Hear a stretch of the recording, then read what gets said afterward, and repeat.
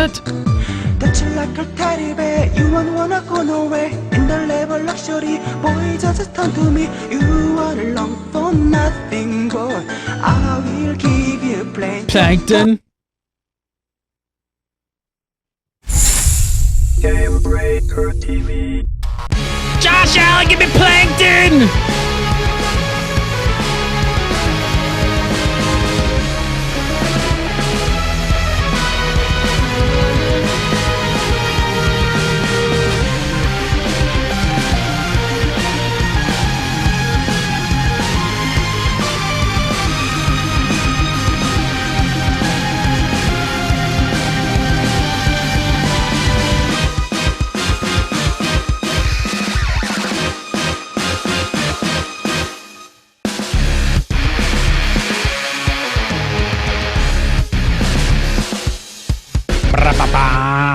What's up, everybody? Welcome to Legendary. It is Thursday night. I am Gannon, and coming up on tonight's episode, the world first race is still going. What's going on and why isn't everything dead yet? Some more battlegrounds are on the way for PvPers, and Greg Street, that is Ghostcrawler, would like you to know that World of Warcraft is dead.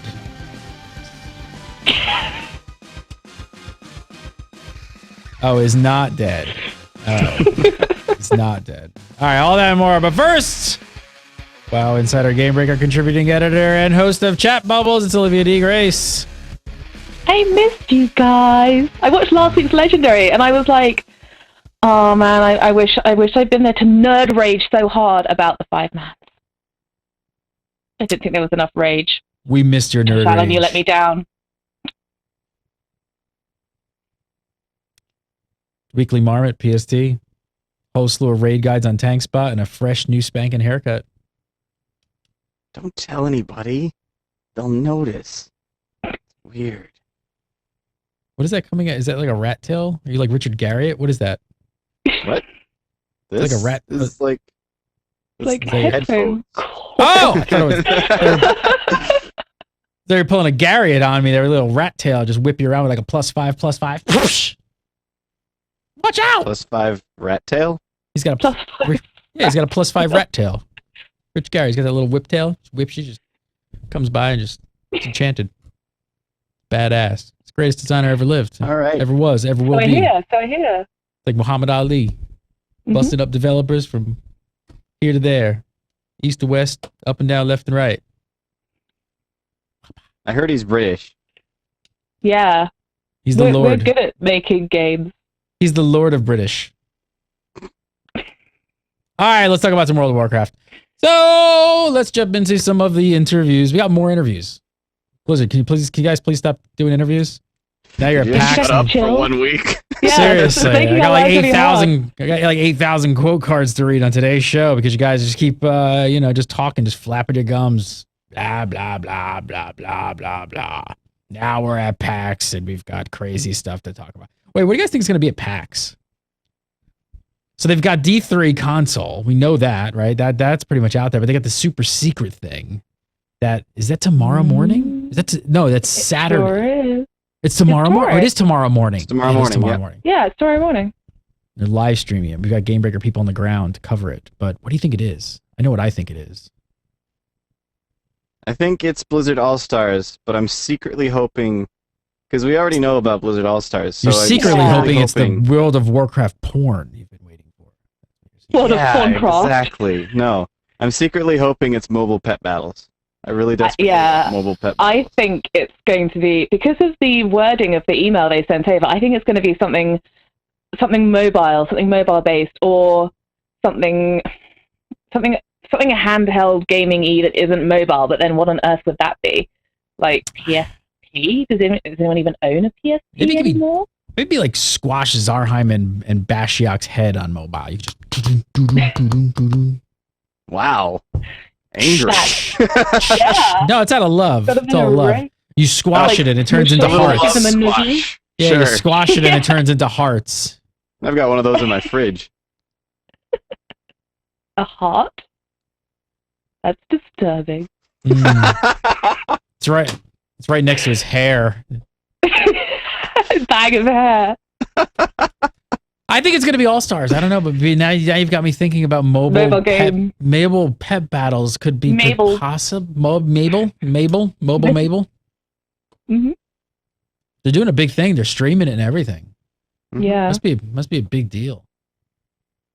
I guess we'll cover it tomorrow. We will. Probably.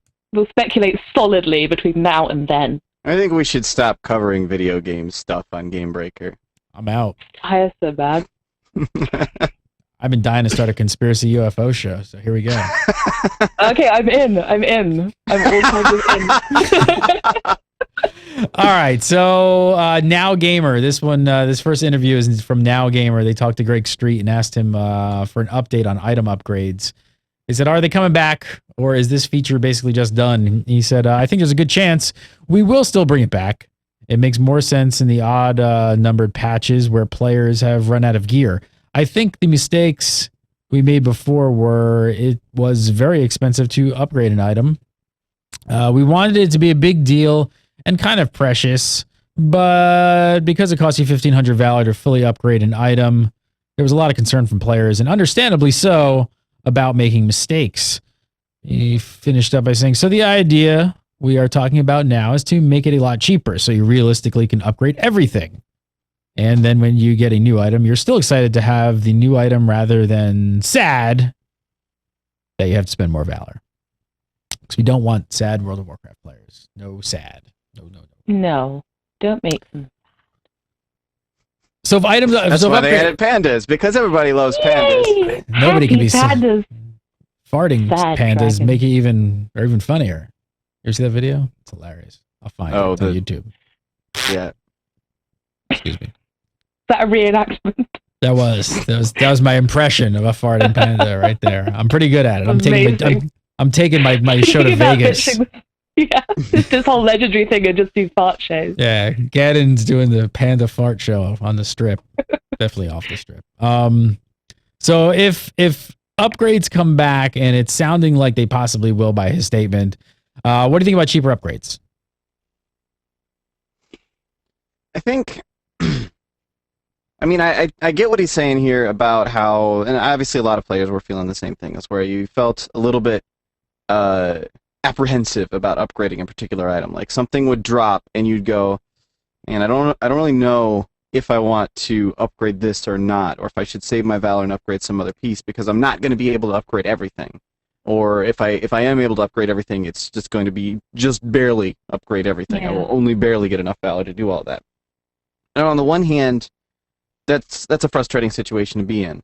But on the other hand, if we're just getting into a situation where every time an item drops and then you immediately go and upgrade it, well, I don't know how I feel about that, because that's just, why not just drop a higher item level item? Because and get that's away with the whole thing.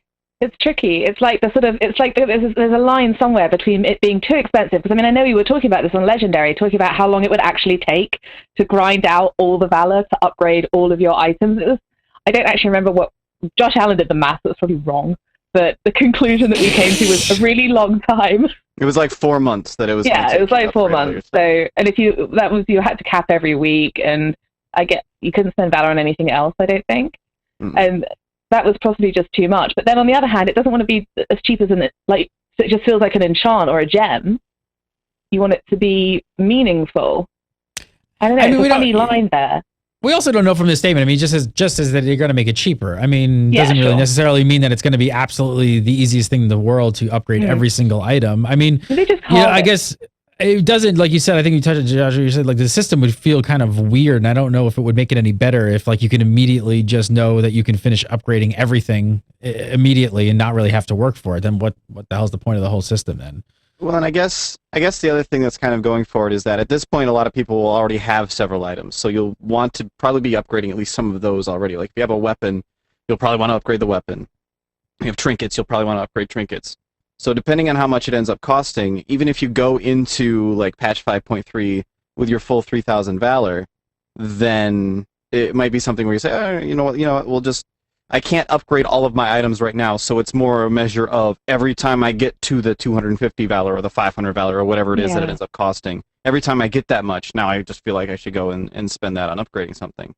Maybe that's the direction they could end up taking with it. I'm actually really curious how this will work out for PvP, though. Yeah, I was sort of waiting to bring that up. Like, when we spoke to Ghostcrawler, he seemed, I mean, maybe I misinterpreted, but let me know what you guys think. He seemed pretty clear that they were not going to be bringing this back to PvP. And the sort of repeated use of the word valor rather than points or valor and conquest or something along those lines kind of implies to me that they're sticking with that. In all honesty, there's enough item level disparity between the gear tiers in PvP right now without an item upgrade system coming in and making everything go crazy again like it did in 5.1. No. Whoa. Yeah, and I think there's enough stuff to spend your points on in terms of conquest points right now already. It's possible that maybe you'll run out of stuff to spend conquest points on, but maybe not. And at that point, it's like, does that free you up to start spending those conquest points on, and that's sort of the same thing will happen in PvE too. Does that free you up to start spending those points on off-spec gear? Or something for something, or do you just at that point, like I know a lot of raiders who would be more than happy to know that after a certain point they don't have to valor cap anymore, and just the amount they're getting from raiding. I think there's really the differences with PvP is that it's kind of a side, like capping. Although people do set out to cap points, particularly at this point in the season where we are now, everyone is like cap all the things, cap all the time. Whereas I don't know, for me personally at least, later in you're just capping is something that's a side effect of doing what you were doing anyway. Like, yeah, I'm always doing arenas. Of course I'm doing 10 wins per week. You know, it just happens on the side of things. But, I mean, obviously you've got to remember with this tier that we've now, for the first time, got 2 levels of conquest gear. So when you've got your first set of conquest gear, you've earned, I think they brought the number down to 25,000 conquest per season. You can then get the next level up. So I think, I don't know, it's going to take a while for people to run out of stuff to buy with conquest. Even without upgrade. They also asked him about class quests. So obviously there's the Warlock Green Fire quest in 5.2. I guess they wanted to know, what happens to everybody else? When do the other classes get something?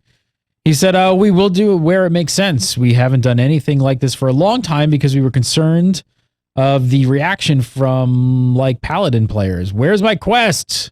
When is it my turn? And we can't develop to a quota that way. He says, so we thought, let's just do it sometimes and players will get excited to see them. And hopefully those players who don't get to participate won't feel too neglected. I mean, so if making a class quest for everyone is off the table pretty much, I mean, does this feel like it's an SPEX thing? I mean, just do whatever class they happen to come up with a good idea for? Kind of sounds like what he's saying. As long as they only come up with good ideas for the classes that I play. No. I kind of feel like that's the direction that people are going to go with this. They'll be like, oh, kitty. Sorry, I got distracted by cats. I kind of feel like what's going to end up happening here, and I do like it. I do like the idea where it's something where they just say, hey, if we've got a good idea, then if we come up with a new awesome like cosmetic thing that we can do for some class, like maybe they say, okay, shaman, we'll give you give you something that lets you get fancier looking elemental totems or something like that. So now you summon in a mountain giant instead of a rock elemental or whatever. I don't know, just crazy ideas. But if they come up with something like that, or like mages, now your arcane spells are a slightly different shade of pink or something. Then cool, all right. If they come up with a good idea for a quest chain, then go ahead and do it. Yeah. But I feel like a lot of people are going to be like, why didn't you do hunters? Why didn't They're going to say the same thing he said. He said, when is it my turn? When are you going to make it for me? Exactly. I think endorse the shaman quest. But I think if they understood that, the not being sort of catered to at every single moment, then in turn creates better experience down the road where you're going to get something a lot cooler when it does become your turn. When Zarheim, well, I guess, he's like, I got this idea. I got this idea for the shaman quest. What if it's amazing? It's amazing. But I totally agree. I don't think they should just be feel that they should just roll these out Like, oh, okay, well, we've had a kind of a rogue one at the end of Cataclysm, I guess, and a warlock one now. All right, so we've got to do, like, 9 more of these before point X in time. They're just going to become stale, and they're never going to be as good. They're just going to be dull. So, yeah, just do Shaman first, and then we're all cool. Why? Get on it, Zarheimen. Yeah, Zaha, get back from PAX and get on it, all right? Yeah. Well, I think the big question is just, is it something that they can sit down and say, okay, we'll just go through all of the classes at some point? Or, like, because it kind of seems like what he's saying is, the initial thing is, sure, you might feel like, yeah, well, eventually it'll be my turn, and then my class will get something. Like, eventually it will be the Paladin's turn, eventually it'll be the Druid's turn, and so on. But what happens when, they do Rogues, they do Warlocks, maybe they do Shaman, then they do Priests, then they do Mages, then they go, you know what, we had another idea for a Rogue quest. We'll do another Rogue one. That is when that happens? That would be bad. Like there's somebody already making a spreadsheet, going to be keeping tabs of this, being like, okay, I am going to remember on this date that they did this, and then okay, when is it our turn? Yes, people will rage if they don't go around and around and around. Which I think it does mean that that eventually they're going to be forced into it. If they do it that way, they're going to eventually be forced into a specific class, no matter what. And even then, the class who's last is just going to be all angry about how they're last. Everyone hates me. There's like, no winning. Wow, Blizzard hates hunters. Our class was the last one in the list. There's no way they can win this. We talked about have everyone happy. Was it last week we brought up was it the same where we talked about how they're actually growing the team? I think that was last week where they actually said that they've been talking about how they're actually bringing more and more people onto the World of Warcraft team. You would think this far down the line that they'd actually be, slimming it down, but they said that they've actually been adding people. So who knows? Maybe eventually they can get to the point where if they're bringing in more quest writers and stuff, they could eventually get a class quest for everybody. You get a class quest. You get a class quest. Sorry. I think that's kind of the happy ending here, is maybe they eventually get to a point where instead of having one class be last, they have like 4 classes at once. Yeah, exactly. They're so going to be doing okay, monks, hunter, warrior, and paladin. And it's just like, okay, what are we going to do for these guys? Something cooperative? Could we do something cooperative? Could we do something just that isn't awful? Well, I mean, it's just going to be, they're just going to roll them in together to make them feel that they're not the last one. And it stands to reason that at certain points they could have, like, okay, so the Warlock Greenfire quest chain was all about chasing down the Council of Black Harvest, right? So that storyline was very, very Warlock focused. But something like the Rogue quest chain, it was Rogue focused in terms of mechanics, but the story was just that Wrathion needed an agent to go and do some sneaky stuff.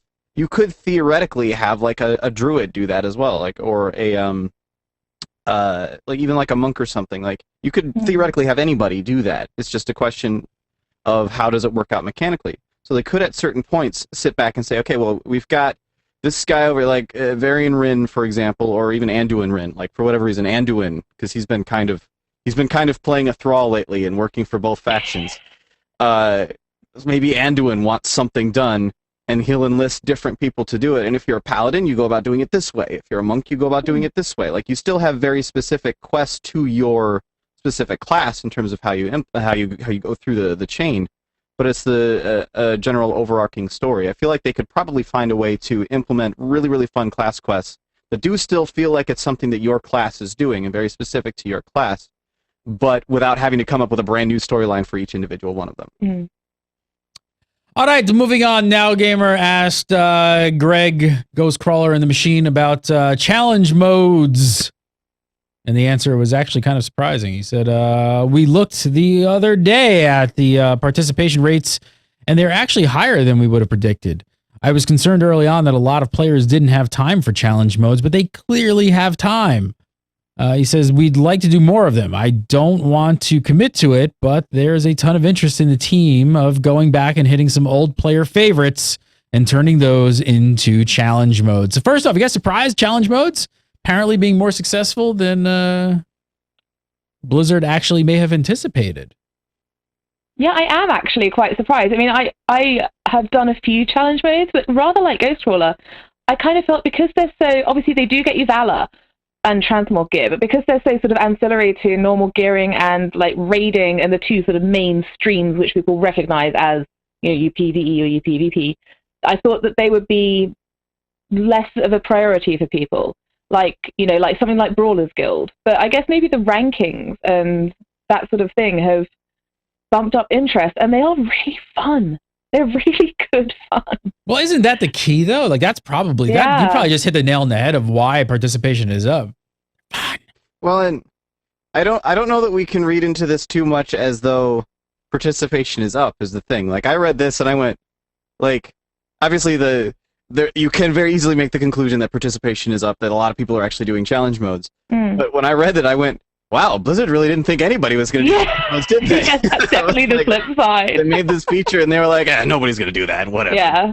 Which, to me, that makes sense because it's a feature that was obviously going to be very niche to begin with. So it's something that I wouldn't expect them to expect a ton of people to do it in the grand scheme of things. I actually thought that there was going to be less people. I thought they would have targeted that as more people.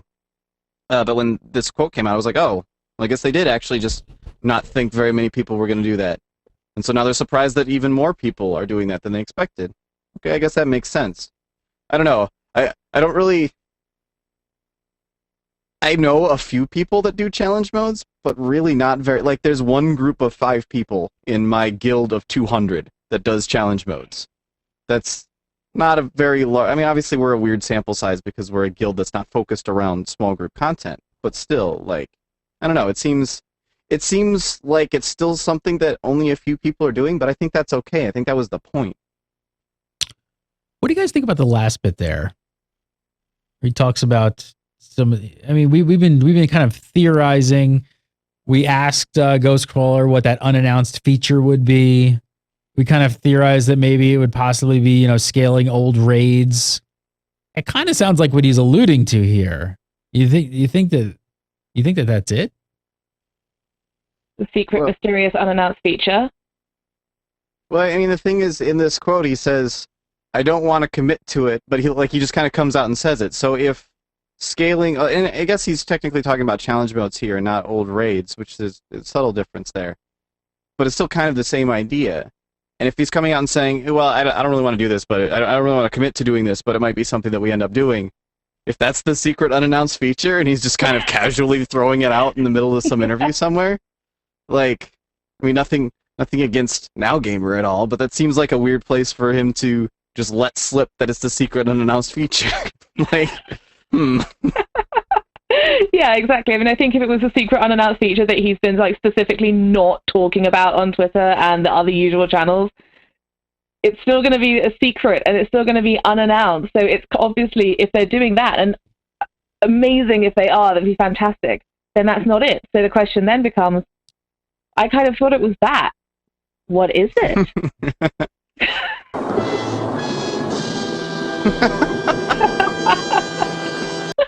All right, let's move on. We don't know, but we got a lot more to cover. But there's one more bit from this interview that is definitely worth bringing up. So Now Gamer asked a very simple question. What do you hope players take away from patch 5.2? Greg's response was, I really want players to get the message that this is a commitment of Blizzard and the World of Warcraft team, and this is the type of content players can expect year after year. He said, sometimes there's the risk that players say, gosh, the game's been going on for 9 years. Certainly it's winding down, or it's something Blizzard is putting out to pasture and isn't really going to support much anymore. But this huge patch is our example of no, World of Warcraft is alive and will keep, alive and well. Sorry, words are hard.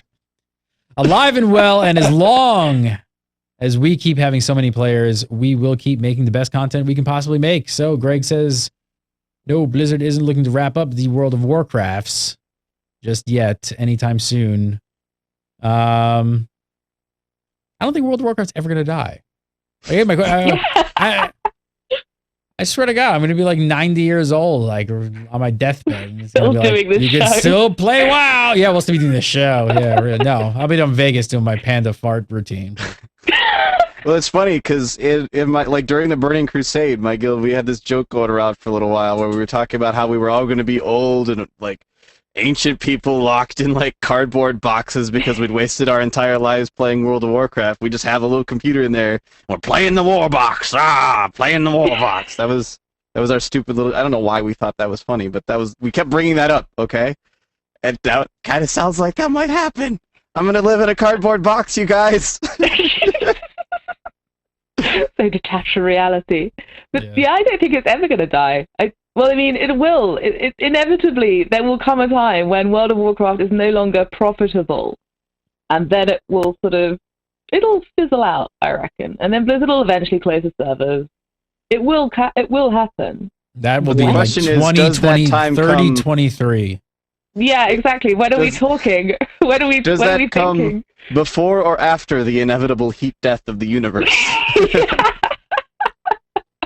World of Warcraft, it's like a cockroach. You can live through like the apocalypse. Yeah. I just think it's a good thing for him to have come out and said something like that, because it's a good thing for World of Warcraft players to read, because those of us who still like World of Warcraft, it's very easy to get discouraged when everyone's like, World of Warcraft's dead all the time. And that's all you hear. World of Warcraft's dead. Yeah. Even here on Legendary, where we're still adamant that World of Warcraft is actually dead, and I don't know why we're even talking about this topic right now, but I think it's good to hear sometimes where you're like, no, the game's not going anywhere. Yeah. And I mean, I think every time, like amongst my guildies, every time an expansion comes out, there's always one person saying, this is the last one, right?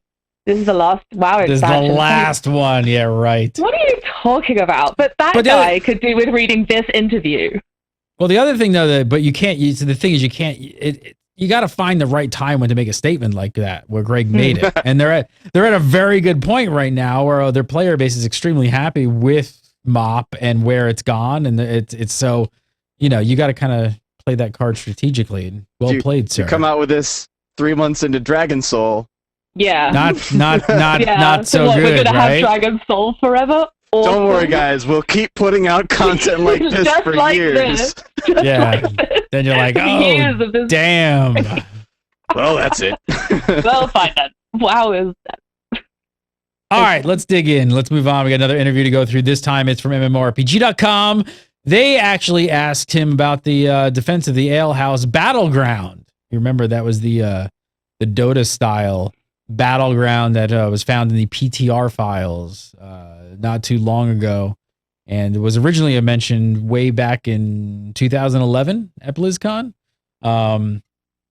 He said, so the way our development process works, we don't really have private builds. We put them up on the PTR, and once it's up there, it's difficult to hide things. Players find it. Like many things, that battleground is a work in progress. It's an experiment that some of the guys are working on. I don't know if it'll ever turn into anything or when players can expect it. We're working on some other battleground ideas that will probably see the light of day sooner. So it hasn't been canned. These good news, but it doesn't sound like you'll be seeing it anytime soon. Have you guys been looking? Have people are really looking forward? I think a lot of people were really looking forward to this and might be slightly disappointed just because it's so different than anything they're used to. It's like not just another bad map. Yeah, quite possibly. And I mean, I think I have to say though, I don't think people. Let me rephrase. I would be surprised if people were like, "What? What? I totally thought that was coming in 5.3." Yeah, I would be surprised if that was people's reaction to the news that it's not coming anytime soon. For a data-style battleground to be incorporated into WoW, as we were talking about when they first found the data mine files, would be a ton of work. There's not just like slap that in there and see what happens. That wouldn't work. So no, I don't think people should be surprised. Disappointed, maybe if they can it all together, but I don't even know whether it would work. Like, I'm still unsure as to how exactly they would make it work. Chat room says they moved it into the dance studio category.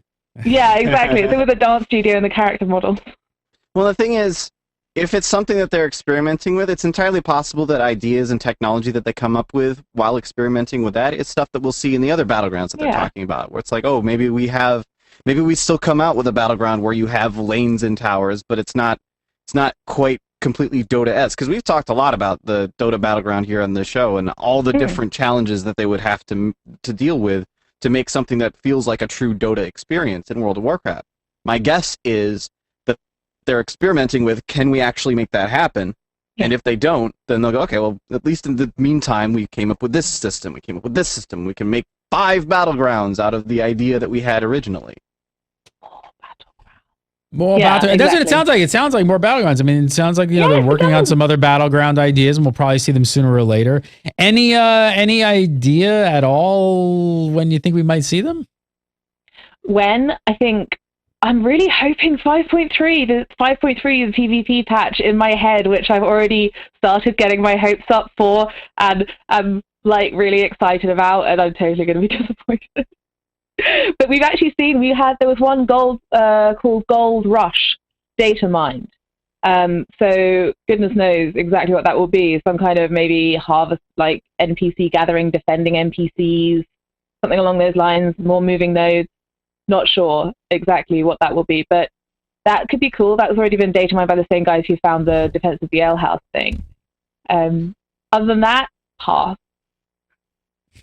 I think, personally, what I'd really like to see for Battlegrounds, and this is just from again, I'm not super hardcore into PvP, at least not at the moment, but what I'd really like to see, from my perspective as someone who generally, when I do Battlegrounds, I just do random Battlegrounds, and I just hop in and see different things sometimes. I'd like to see more Battlegrounds that have kind of the same basic mechanics, just in different areas, kind of like how Twin Peaks and Warsong Gulch, they're both capture the flag, but they're maps that end up feeling very different overall. Even though they're both capture the flag, they still end up feeling very different because of the map layout. I think, and maybe this is just because, maybe I'm just coming from a 2 StarCraft perspective here, but 1 versus 1 StarCraft is 1 versus 1 StarCraft. There's the same underlying mechanics no matter what in each match, but the map itself, the fact that you're on a different playing field, it changes everything. Yeah, it makes everything different. You don't play the same strategy necessarily on like Neoplanet S that you would on like Tal'Darim Altar or something like that. You'll do something different on those different maps depending on your race and who you're up against and so on. So I feel like if they came out, like, I would like to see, honestly, I like I like both of the new Battlegrounds. I know for whatever reason the Temple of Katmogu gets a whole bunch of hate for some reason, but I really like the Temple. I think it's fun. Yeah. It's as close to a full-on like team deathmatch style Battleground than I would like to see. I don't want them to go into full-on team deathmatch because that's what arenas are for. But it's kind of close. There's still mechanics there. There's still strategy there, and I can't think of the word I'm looking for right now, but there's still things you have to do that are specific to that Battleground. There's still derp in my brain. Don't worry, that's all still there. Yeah, I mean, I have to say, I don't entirely agree that I'd like to see more with similar mechanics. I would like to see different, exciting mechanics. Because we've got a ton of capture the stationary node, capture the flag, take it over here. Oh, let's combine capture the stationary node and capture the flag. That'll be novel. And, more new mechanics. One thing much as I actually love Temple of Katmogu, and I'm not such a huge fan of Silvershard Mines because of the layout and the res route. I love Silvershard Mines because Horde never loses. Actually, I did several RPGs in there earlier, and every time we played as Horde, we won. Telling you, man. Matt bias. But yeah, it's kind of one of those tricky ones. But more new ideas. I'm up for more new ideas. I don't want more of the same. I want a team deathmatch. Hotball. I want a team I was just gonna say it. Like, that's really, I mean, changing the mechanics of team style gameplay like that is extremely hard. I think it's much easier to get. More maps, just it makes it more exciting. But yeah, I mean, when Hutball came along, like in Star Wars: Old Republic, like everybody cheered and freaked out and just like, how did nobody think of this before? Because it's really hard. And like deathmatch and capture the flag are like these 2 proven mechanics that work really well, and people have been playing them forever. So I could see why both different types of players want different things. Everybody wants more maps. How about more maps with more new mechanics? I just think it'd be like, I guess if you were looking at it from the perspective of you got this new map with the same mechanic instead of a new map with a different mechanic, obviously I would still prefer to have the new map with a different mechanic. But if we're just saying, only if it's the good, mapping team needs something to do, then like if it's something where they don't necessarily want to come out with a new mechanic, but they can still come out with a new map, I think it'd be nice to have different environments for the mechanics that I already enjoyed. Like I love Battle for Gilneas, and the big reason I love Battle for Gilneas is because I also love Arathi Basin, and it's just another way to do that. Yeah, I have to. I do like Gilneas and Arathi. I'm not a huge fan of Capture the Flag battlegrounds. I don't know. I'm tired of those. I want new stuff. That's why I love the 2 new ones. MMORPG also asked about something we've been wondering for quite some time here on the show. We've been kind of throwing this around there, and they basically said if we're that close to the end of Mists of Pandaria, what does that mean for the next expansion? Because it kind of seems like we're getting close. Greg said, in terms of gameplay and mechanics, we know where we're going to go, and we can start working early and try out ideas while we still have time. So we'd already started working on 5.2 and 5.3 patch before 5.0 even launched. He said, and we already had started laying groundwork for future expansion, so people could start working on it with a little more overlap, so we hopefully don't have problems sticking with the final patch of Mists of Pandaria for a really long time. He also goes on to mention that they were going to have a lot, maybe I should get air quotes, a lot to talk about at BlizzCon. So sounds to me like the next expansion is already in development. Good news and possible BlizzCon announcement. Kind of seems like that. Yeah. Well, and one other thing that he had mentioned in that interview somewhere, that I did this for you, Gary. I originally had like 5 quote cards just for this segment. I decided to pare that down a little bit. Thank you. But one other thing that he had mentioned in there was that are we done with the quote cards? So I can tip one back. Hang on, let me. Good. They had actually had. Cheers. They'd actually had, like, they already know not only what the next expansion is going to be, but the expansion after that. They already know what that expansion is going to be too. Like they're just thinking way far ahead now. And that's part of why they are expanding the team as well. So, yeah, I mean, this is good things to hear. This. I said this last week, and it's kind of funny, but everybody for years was like, "Why don't you just hire more people?" And they're like, "Oh, we can't do that." And then they're like, well, now all this new content's coming out. What they do? They just hired more people. I mean, do most of the players out there think that they just kind of like come up with the stuff on the fly? It's like, Greg, they need an idea for next expansion. Nobody knows, and they're like, all right, Greg, grab the old Wall Street Journal and go sit on the can for an hour. And then he just like comes out of the bathroom. He's like, I got it. I got the next expansion. Let's go.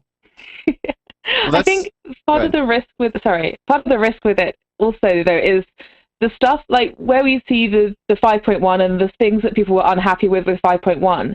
If they're actually on like 6.2 when people are unhappy with 5.1, then the stuff that people were unhappy with, the design philosophy that existed when they were creating 5.1 is the design philosophy that existed when they were creating 5.2 and 5.3. And I think it removes the ability for them to make sort of changes as an expansion progresses. Like, the 5-man thing is an example of that. So maybe, when we were still sitting in Dragon Freaking Soul pushing the button on Ultraxian, they were like, yeah, no, we're done with 5-man to this point in the expansion. I don't know whether there's a risk there of like one aspect of an expansion really annoying people and then not being able to fix it retrospectively. I think there is to a degree, but it's going to be more along the lines of there isn't, like the situations like you mentioned with the 5-mans where it's like there isn't this thing that we do want. In the case, because even between 5.0, 5.1, and 5.2, remember 5.0 came out dailies. It was all dailies. Yeah. Everything was dailies. 5.1, they came out with new dailies, and they were still kind of mandatory, but they at least made the dailies more interesting. And then 5.2 came around, and they're like, okay, listen, there's dailies. You don't have to do them. Yeah. You don't have to do them at all. Those dailies don't even matter. So I think it is still something where, yeah, sure, the like dailies are still a part of their overall Mists of Pandaria strategy, but it's something where they'll still be able to make minor adjustments to how it works as time goes on. They'll still be, and if for whatever reason everybody, like absolutely everyone, hated dailies during 5.1, this is the stupidest thing. They could have just not put them in 5.1 too. They could have just done something, and they'd be scrambling, but they could have done something else too.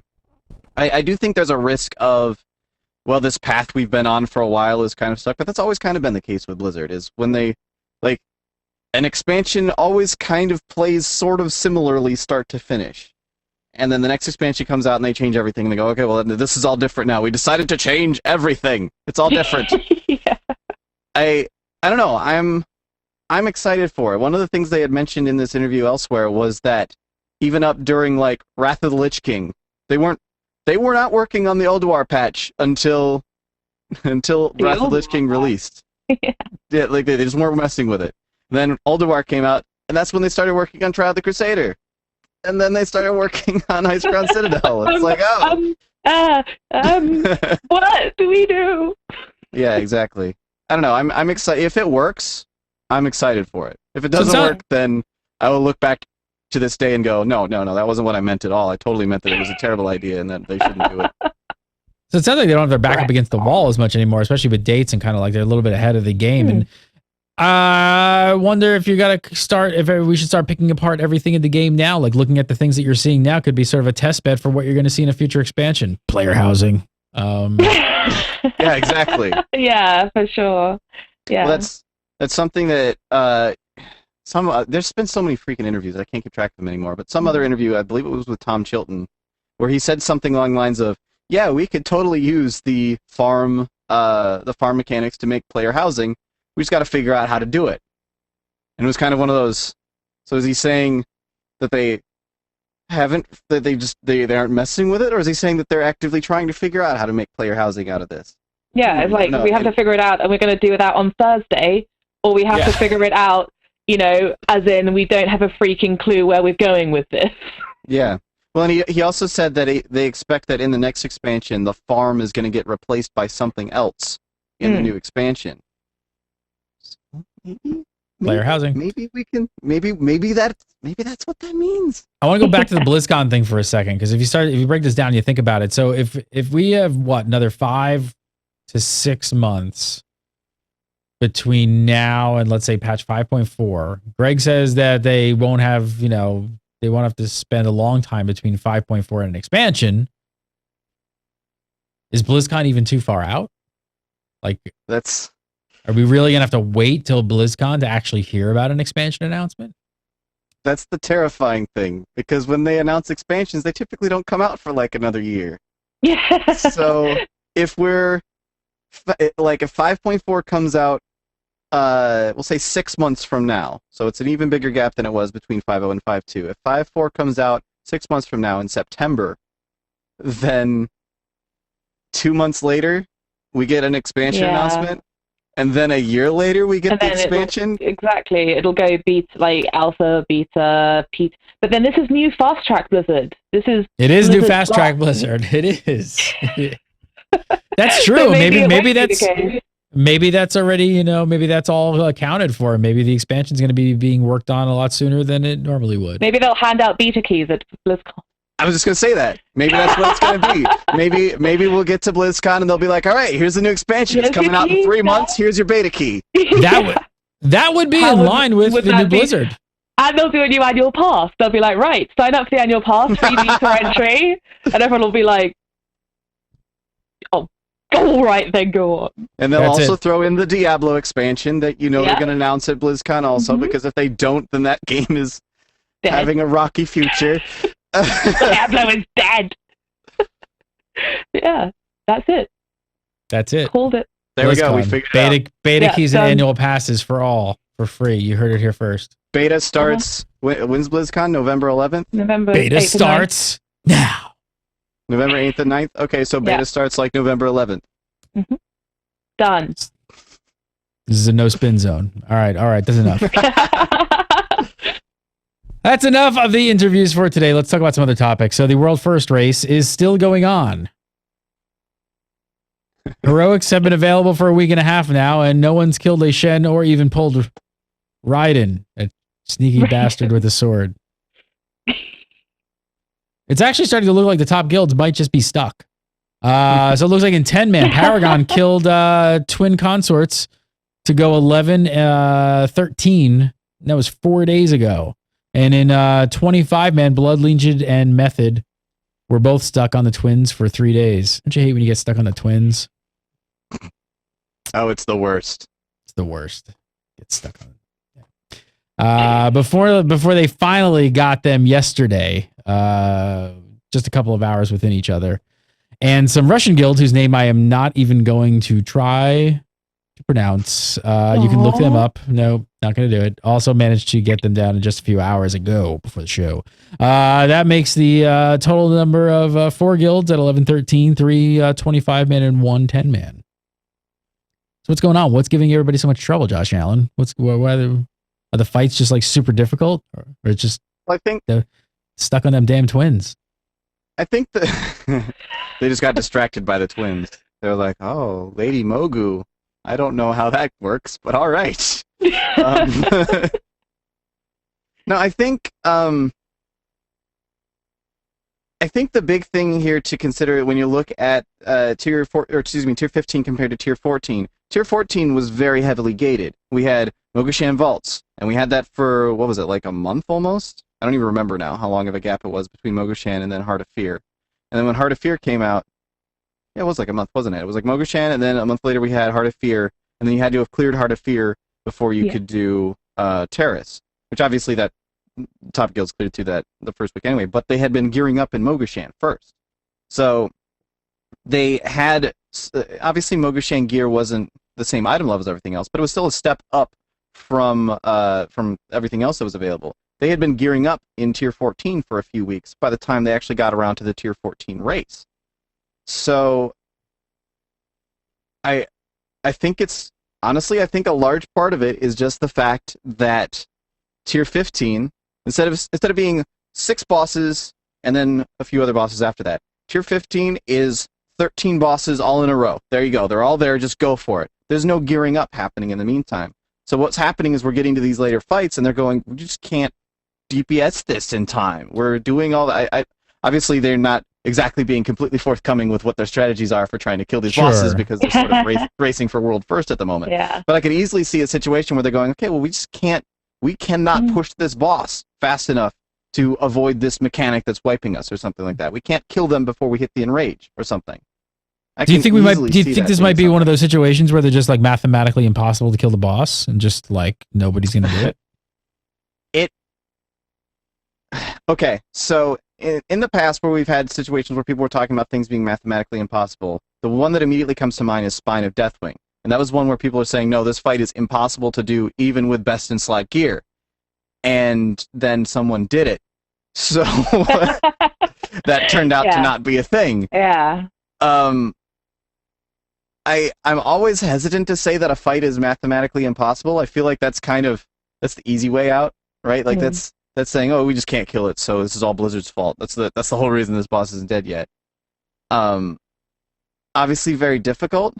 The big question for me is going to be, okay, is it possible in the gear that they're using right now? Exactly. And if it's not, what do they do?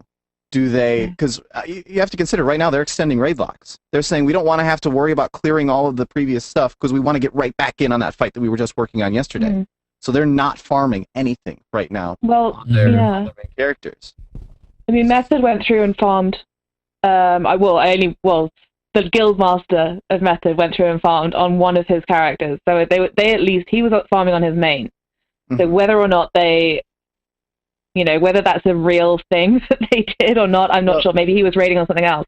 But I mean, the Twin Consorts nerf was a flat 15% health nerf over both characters, over both NPCs. Whereas I believe was the Dark Animus nerf. That was when I was away, so I didn't really have a chance to keep up with it. Was that mechanic, or was that just overall health? I don't actually remember exactly. I didn't think that any of the, I'm going to look them up again, but I didn't think that any of the Dark Animus nerfs actually even applied to Heroic.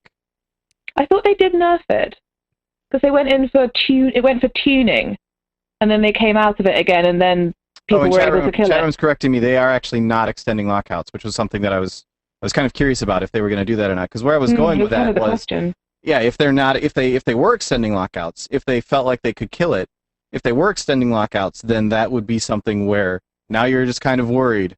Like, we extended this, but can we actually kill it in this gear? So it's, that does actually kind of relieve me a little bit. That makes me feel a little bit better knowing that they're not extending lockouts, because now we know that we're not going to have just like some random other guild who is like, whatever, we're just going to farm everything, and then they come in and they kill all this stuff ahead of time because, Blood Legion and Method and Paragon and the Russians and whoever else are all just going, Onyx, we're just going to keep, it's just Onyx, is that how you pronounce the name?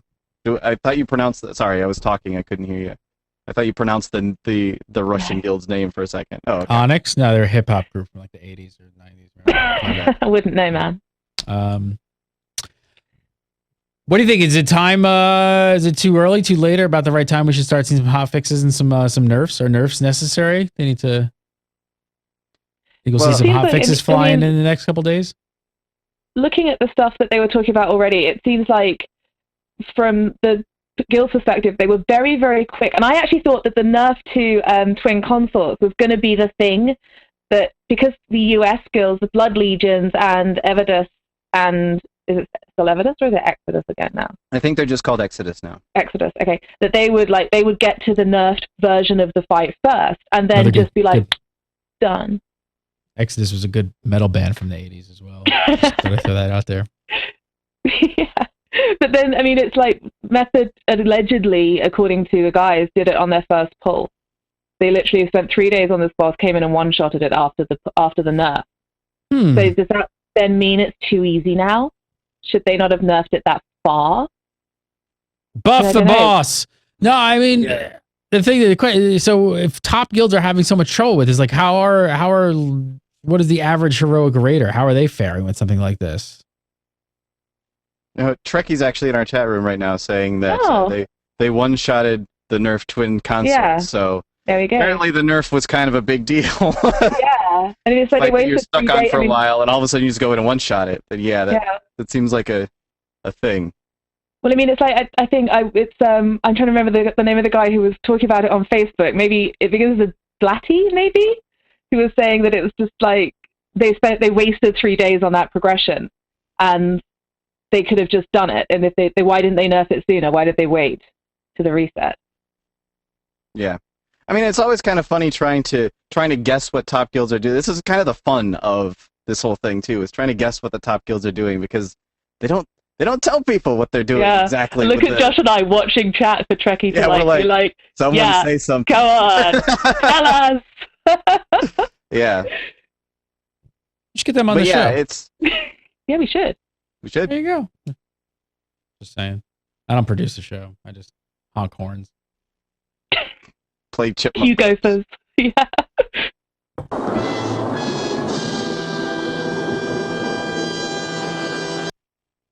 My job is done.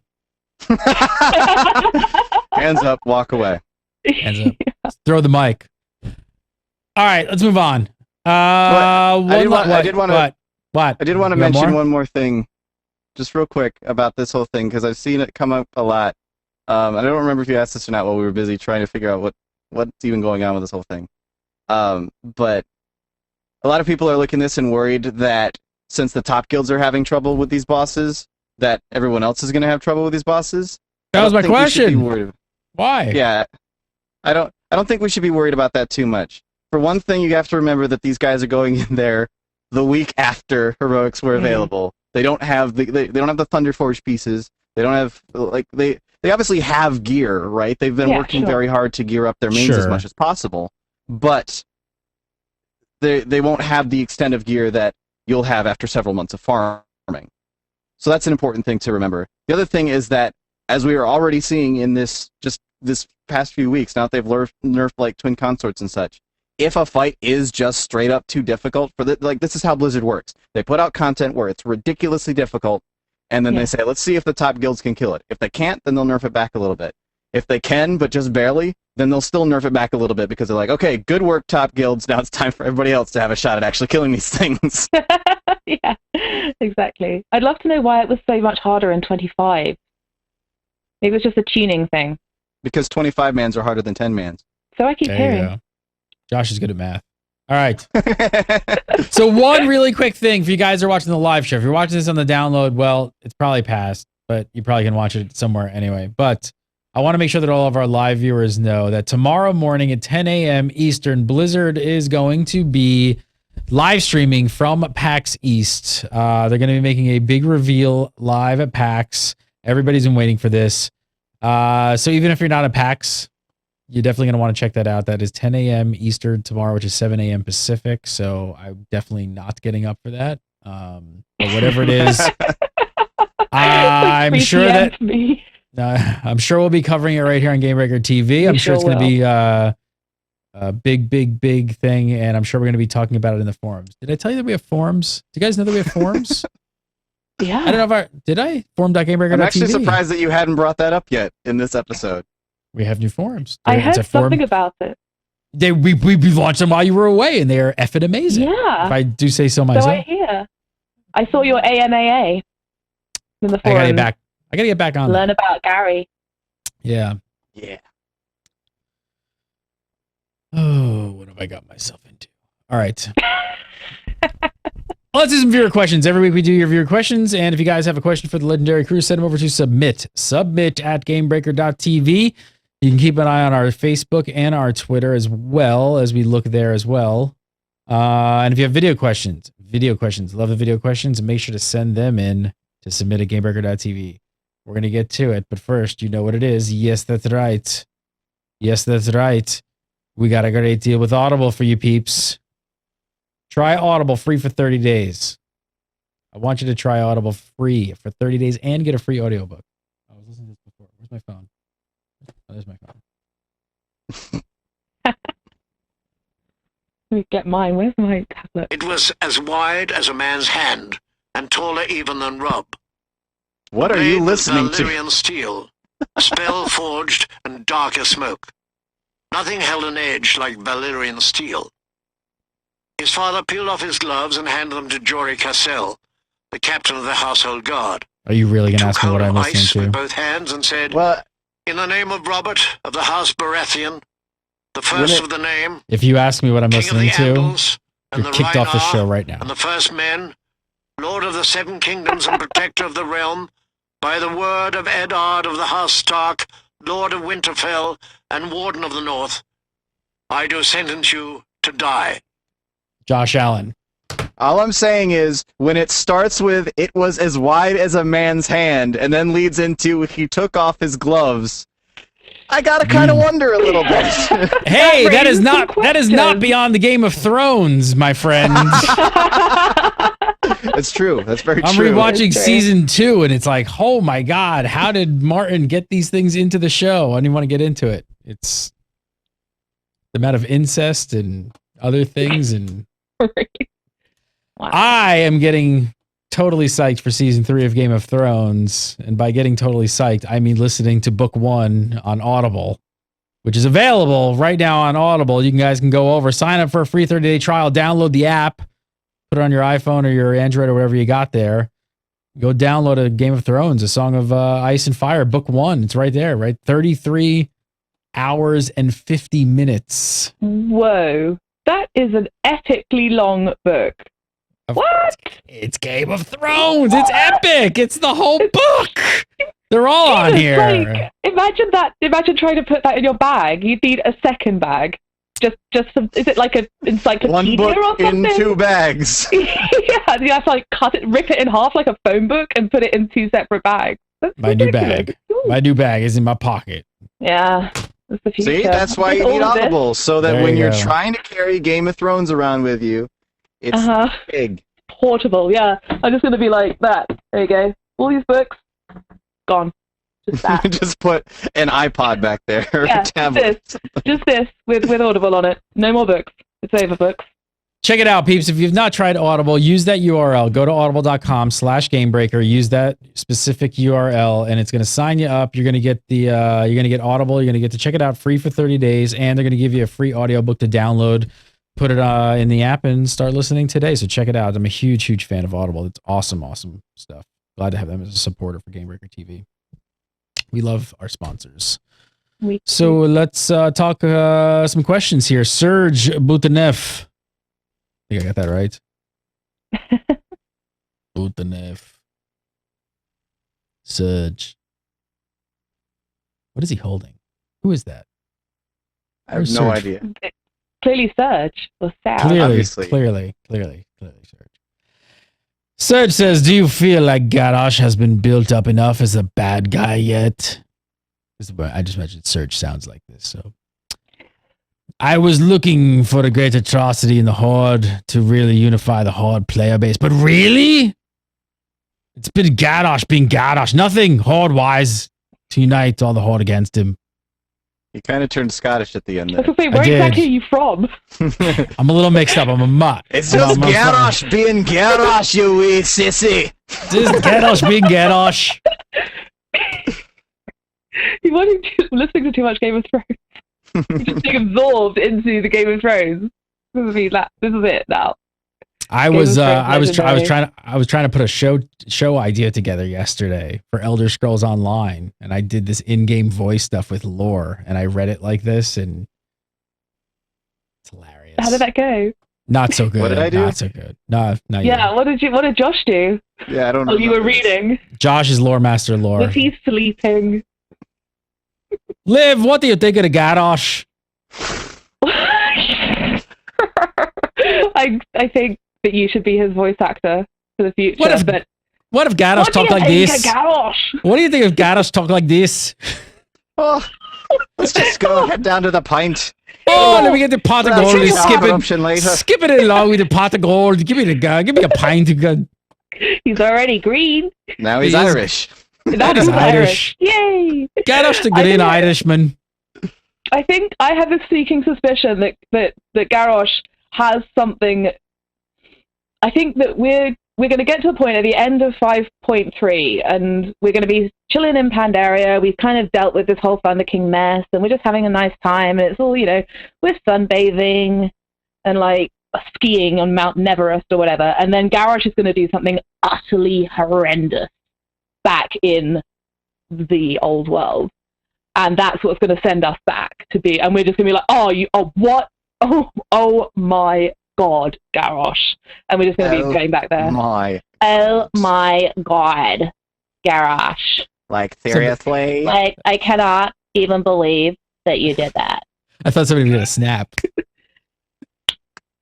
I had the haven't head. practicing that enough. Josh had the head movement and all.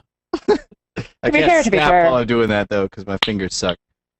I think it's kind of funny that Garrosh being like, as a horde player, having gone through the 5.1 storyline, he's like sending elves off to their death for no reason whatsoever. He's killing Vol'jin. He's doing all this crazy. It's like, it's just Garrosh being Garrosh. Boys will be boys. Yeah, exactly. Like, that's just what Garrosh does. It's fine. Oh, he's killing people. Yeah. Damn it. Yeah. I think he's already doing enough of let's piss off everybody else in the horde right now. Even Thrall's mad at him, so yeah. There was a guy, I can't remember who it was. It was a comedian, an English comedian. It might have been Eddie Izzard, who said that you kill your own people, your own hordes, your own blood elves. That's fine. So you kill the people next door. That's when it's not cool. All of a sudden, and so if he goes and blows up like some of the alliance, or maybe he's going to go blow up the whole. Oh my God, what is the name of the Blood Elf city? Maybe he'll go blow up Theramore. Again? Wow. But oh my God, like maybe he'll go blow up the Blood Elves and then be like, right, Drene, your stupid Exodar, which no one uses anyhow, all 3 people in there are going to die. I was going to say, if he blew up the Exodar, no one would know. Yeah, exactly. It's the Drene just like, you just fixed that. Next up from Zachary McFarland. I think Zachary talked like this. Zachary says, do you think that the tier 15 LFRs are too hard right now? Every fight except Jinrock seems to be like pre-nerf Garelon.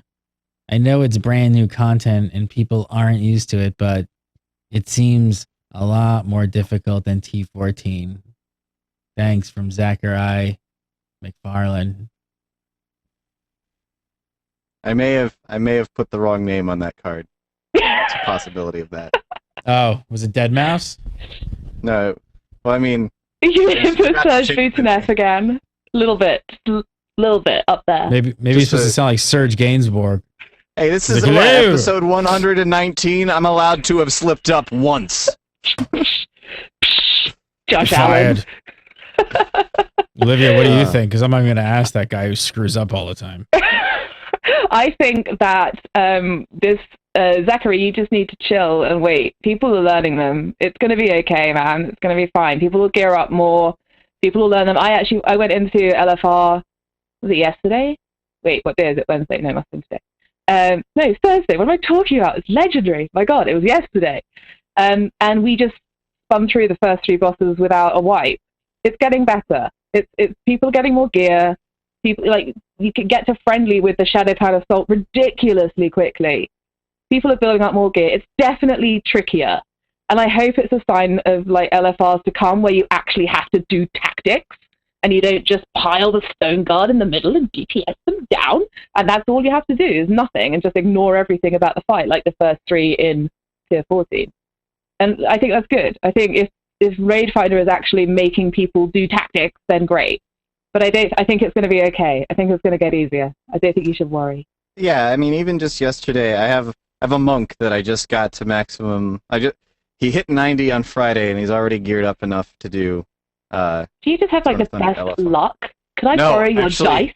I got the worst luck. It's just not hard to gear up, guys. FYI, it's really easy. Yeah. No, I got like 3 items out of all 16 bosses in LFR. I got gold off of every single coin roll in the tier 14 LFRs. And then from there, I did PvP. There you go. That's how you gear. I got the 476 epics. That's how you gear for PvE now, guys. That's how you gear now, guys. If you didn't get the memo, this is how you do it. Yeah. No high kicks, just dungeons for justice, which you convert into honor and buy PvP gear. Yes, exactly. But anyway, we got in there and we, like, the first time I ever did Horadon, I was like, oh my god, this is going to be terrifying. This is going to be the worst. No, we killed it. No problem. Yeah. Went on Council of Elders, killed it. No problem. Not a big deal. And this is stuff that a week ago was like 10 wipes before they actually died. It was impossible. So, like, people are learning really fast, and people are getting used to the determination buff, too. A lot of people haven't caught on to that one yet, that whenever you wipe, the boss gets easier because everybody's stats get better. As people start to learn that that's a thing, you'll see less people just up and leaving because they go, oh, okay, well, whatever. We got the extra buff now. Maybe it'll take us another couple wipes, but the boss will die, and it's a lot better to go, okay, well, we'll kill this at some point. I'd rather stay here and get the guaranteed kill eventually than sit in the queue for another hour or something like that. Yeah. I think as time goes on, the next week or so, we're going to start seeing it really. And then the next tier of the next section of LFR will come out, and everybody will die to that like crazy, and we'll be going, is LFR Yeah, exactly. Like, I'm almost, even though I could definitely use the gear, I'm kind of holding off on doing part 2 of LFR this week, because I know it's going to be like part 1 of LFR was last week, and everyone's just going to be throwing their hands up at whatever boss is the tricky. Is it G-Kun in with that? It is, isn't it? G-Kun is in, yeah. In there with, yeah, I'm sorry, I'm trying to count through in my head and failing miserably. But yeah, people are going to get to that boss and just be like, no, too hard. And then next week it'll be fine. Everyone will have remembered how to do it. We ran G-Kun with a mostly guild group earlier this week. Yeah. Didn't even bother with any of the nests. We just lusted. I was gonna say, like, how many stacks of determination are you gonna need to just be able to tunnel G-Kun down and just be like, yeah, whatever, hatchlings. In heroic gear, 0. 1. None. Yeah. Yeah. About right. Can I come with your guild? There's a little bit of an ocean in the way. Yeah, goddammit. A little bit of an ocean. A little bit of a pond. Yeah.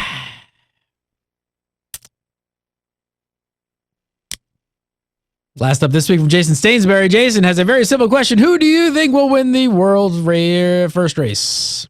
Josh Allen. I want to root for the home team and say Blood Legion. And they're technically ahead at the moment. It's going to be close, though. I think Method's got a really good shot at it, too. It's going to be one of the two, but yeah. And if we're talking 10-man, then obviously Paragon. Paragon, yeah. I think Prax has got it, saying months behind. Months behind. Yeah, we're going to win the world first race to last people. You can do it! You can do it. Believe in yourself. You can do anything. Who are you going with, Liv? Method Paragon? Method? No, Method. Method. I'm not going for Method. They don't need my support. They're going to win anyway. Wow. Oh, I see. So I'll say months behind. So what you're saying is you actually hate Method, so you're not rooting for them. No, I'm a Method fangirl.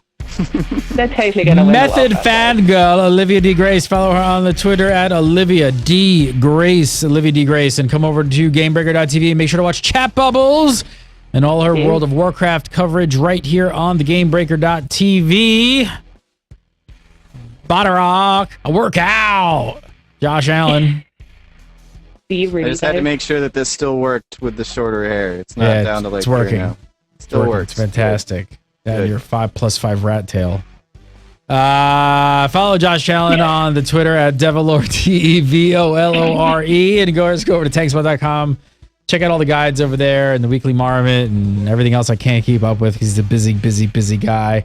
You can follow me on Twitter at Gary Gannon. Follow Gamebreaker TV at Gamebreaker TV. And of course, hey, if you guys are looking for Neverwinter beta keys, go hit up the Gamebreaker TV. We got plenty of them. We got like 2,500 going out. That's for this weekend. So head on over and sign your asses up for that. And we do the show live every single Thursday at 8 PST. So come on over for the live show and hang out because it's pretty fun. It's not really fun. It's pretty fun. It's mostly okay. It's all It's all right. right. It's all right.